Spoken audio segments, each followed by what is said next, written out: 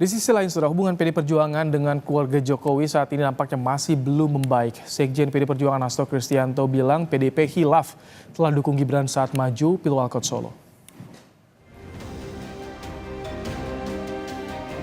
Sekjen PDI Perjuangan Hasto Kristianto menyindir Wakil Presiden terpilih Gibran Rakabuming Raka. Hasto bilang PDIP khilaf telah mendukung Gibran jadi wali kota Solo karena kagum pada keberhasilan Presiden Jokowi. Tak hanya itu, Hasto juga menganalogikan Gibran seperti sopir truk yang terlibat kecelakaan di Halim.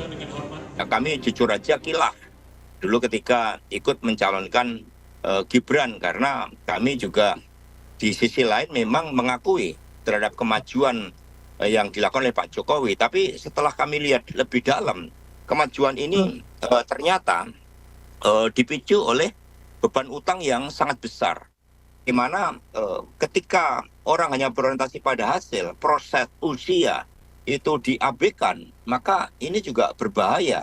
Karena kedewasaan di dalam mengemban jabatan-jabatan tertentu untuk sopir truk aja itu berbahaya, apalagi kaitannya dengan mengelola suatu negara sebesar Indonesia dengan problematika yang sangat kompleks. Menanggapi sindiran dari Hasto Kristianto, Gibran mengucapkan terima kasih dan menyebut Pak Hasto paling oke. Emangnya saya nabrak? Maksudnya membandingkan kan katanya SIM juga butuh batasan umur, begitu juga Wapres gitu sih Mas.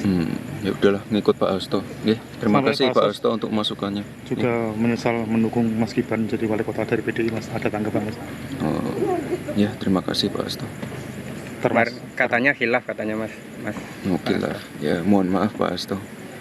Termasuk juga menyindir Pak Jokowi selalu mengucapkan kata bohong itu Mas. Oh iya, mohon maaf Pak Hasto. Ya, terima kasih. Pak Hasto paling oke. Ya.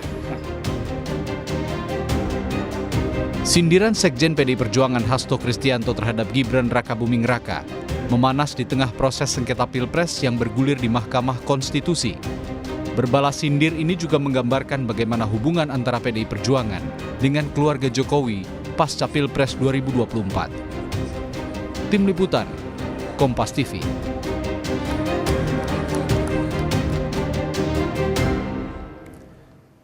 Ya, saudara, wacana pertemuan antara Prabowo dengan Megawati semakin santer. Akankah pertemuan ini bisa terwujud? Kita akan bahas bersama Direktur Eksekutif Parameter Politik Indonesia, Adi Prayitno. Selamat petang, Mas Adi. Selamat petang, Mas. Mas Adi, tadi ada pernyataan dari Gibran yang mendukung rencana pertemuan Megawati dan Prabowo. Apakah ini bisa diartikan ada suara hati Jokowi yang ingin adanya pertemuan ini, rekonsiliasi? Ya, saya kira memang kalau kita mengikuti perkembangan statement-statement dari Gibran Rakabuming Raka, jadi memang selalu ingin menunjukkan bahwa segala sesuatu pasca Pilpres ini sebenarnya tak perlu lagi ada yang dibesar-besarkan. Tak perlu ada lagi sesuatu yang diperdebatkan. Kalau mau jujur sebenarnya, di tengah isu pertemuan antara Prabowo dan Megawati, ini kan yang sebenarnya paling banyak disorot adalah keluarganya Pak Jokowi, yaitu Mas Gibran salah satunya. Satu sisi misalnya dari dulu Jokowi itu teridentifikasi atau ada informasi ingin bertemu dengan Megawati, tapi seakan-akan Megawati itu menutup pintu yang cukup luar biasa. Tak ada pintu untuk islah, tak ada pintu untuk melakukan rekonsiliasi dan pertemuan. Tapi pada saat yang bersamaan, PDIP seakan-akan membuka pintu yang cukup lebar kepada Prabowo Subianto. Ini kan sebenarnya mengkonfirmasi pernyataan sejumlah elit PDIP beberapa waktu yang lalu bahwa PDIP dengan Gerindra, PDIP dengan Prabowo Subianto itu nggak ada masalah. Yang ada masalah itu dengan Pak Jokowi dan keluarga besarnya. Jadi pernyataan Gibran sebenarnya menurut saya sebagai bentuk bahwa ya kalaupun toh ada pertemuan Prabowo dan Megawati, ini adalah pertemuan yang biasa dan bagus dan nggak ada hubungannya juga dengan Pak Jokowi yang dinilai per hari ini sekalipun belum bisa bertemu dengan Megawati Soekarno Putri. Itu pertama, Mas. Yang kedua, statement-statement Gibran ini kan sebenarnya mencirikan inilah khas komunikasi anak muda dalam politik saat ini. Bicaranya pendek, simple, dan to the point. Dan tidak ada misalnya statement-statement yang sifatnya bantahan dan sekaligus sebagai bentuk serangan balik. Ketika misalnya Gibran juga dikaitkan dengan soal dianggap sebagai sosok yang salah diusung, di barat bertruk dan seterusnya, Gibran malah tidak memberikan serangan balik apapun kepada Pak Hasto. Jawabannya singkat, minta maaf, terima kasih masukannya, dan Pak Hasto yang terbaik. Ini Ini yang menurut saya bahwa Gibran inilah originalitasnya, bahwa Oke. bagi Gibran Pilpres sudah usai, tak perlu lagi ada yang diperdebatkan dan tak perlu lagi ada yang diributkan. Jadi Oke. sekalipun ketika ada Prabowo dan Jokowi ingin bertemu, ya nggak ada masalah bagi Mas Gibran. Adi, Tak ada. tapi ketika ini yang menyampaikan Gibran, yang menyambut soal pertemuan ini Gibran misalkan, terus anak Jokowi, wapres terpilih, ini semakin besar tidak kans terwujudnya Prabowo bertemu dengan Megawati?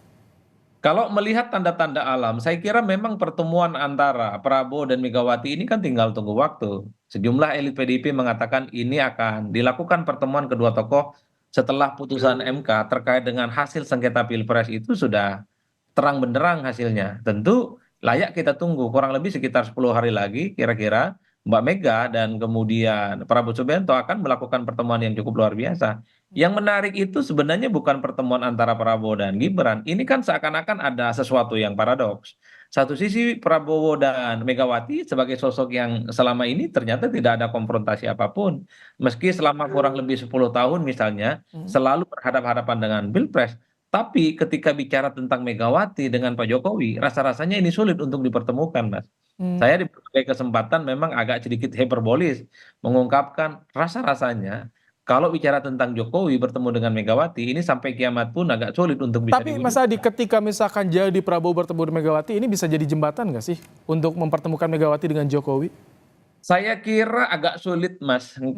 Dua hal yang sifatnya berbeda. Apapun judulnya, ketika Megawati bertemu dengan Prabowo, ketika Prabowo bertemu dengan Megawati, ini murni hanya terjadi pertemuan antara dua tokoh, antara ketua umum partai yang selama ini memang dipersepsikan saling berhadapan-hadapan dalam Pilpres.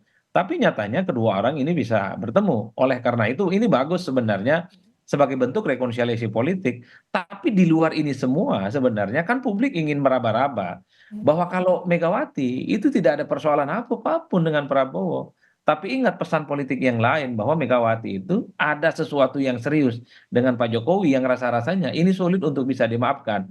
Yaitu di mana ketika Jokowi memutuskan untuk pisah jalan berbeda secara politik di 2024 dengan pilihan politik PDIP yang mengusung Ganjar dan Mahfud MD dalam konteks Pilpres.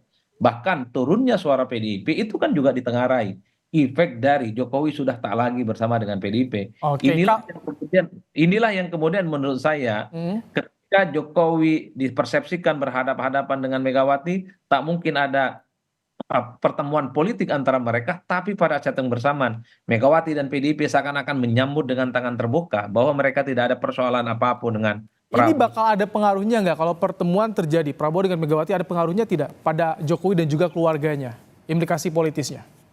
Yang saya kira memang ada ya. Apa? Ada perlakuan yang berbeda. PDIP membuka hati kepada Prabowo dan Gerindra, tapi PDIP tidak membuka hati kepada Jokowi dan keluarga besarnya. Kan itu pesan politiknya. Ini menunjukkan bahwa yang menjadi musuh dalam politik PDIP di masa yang akan datang untuk 5 tahun yang akan datang, bahkan mungkin selamanya adalah keluarga besarnya Pak Jokowi, bukan Prabowo Subianto. Kan ini pesan-pesan politik yang sebenarnya ingin disampaikan dalam pertemuan ini. Itu artinya apa? Rivalitas antara Prabowo Subianto dengan Megawati selama ini itu masih bisa dimaafkan karena ini kontestasinya antar partai selama ini yang menurut saya cukup berjalan dengan fair. Kalaupun Prabowo kalah tapi kemudian menjadi bagian dari koalisi pemerintah 2019 yang lalu.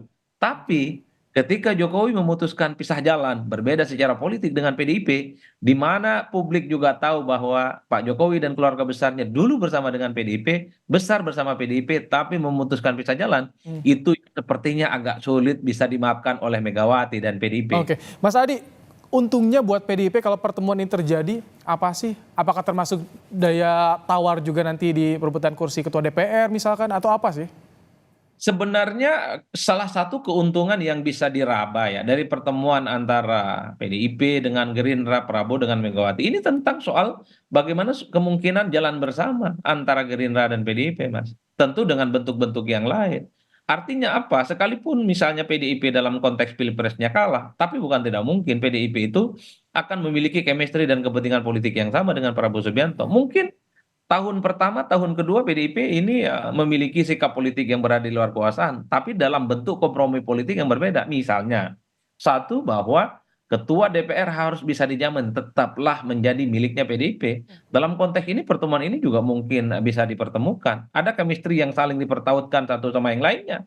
Tapi kalau hubungan antar Megawati dan Prabowo Subianto ini tidak baik-baik saja, bukan tidak mungkin Undang-Undang MD3 ini akan desakan misalnya untuk diubah sehingga pemenang pileg itu tidak otomatis akan menjadi ketua DPR.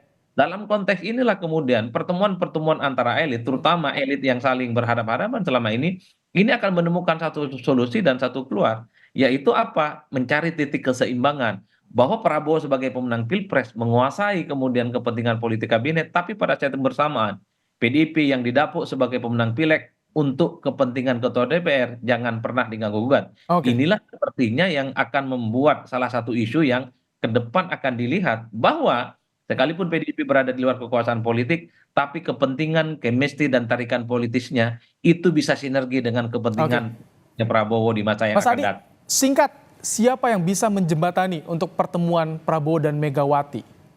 Inisiatifnya siapa? Saya per hari ini rasa-rasanya sulit ya. Nyaris tak ada orang yang bisa menjembatani pertemuan antara Jokowi dan Megawati. Yang Prabowo bisa dengan Megawati, Mas Adi? Bagi saya kedua orang ini bisa langsung, Mas. Oke. Prabowo dan Megawati saya kira tidak perlu butuh jembatan karena secara chemistry, secara pertemanan politik, dua sosok ini sebenarnya sudah lama memiliki hubungan yang Baik. cukup baik. Meski selama 10 tahun sempat pisah jalan, dulu kita tahu Prabowo pernah menjadi Baik. calon presiden yang bersama Megawati maju Pilpres 2009. Oke. Jadi kalau hari ini bertemu sebenarnya tak ada sesuatu yang sifatnya spesial. Yang spesial itu seakan-akan pesan politiknya Prabowo dan Megawati itu bisa bertemu, tapi tidak dengan Pak Jokowi. Baik, terima kasih Mas Adi Prayitno, Direktur Eksekutif Parameter Politik Indonesia telah menyampaikan ulasannya di Kompas Petang hari ini.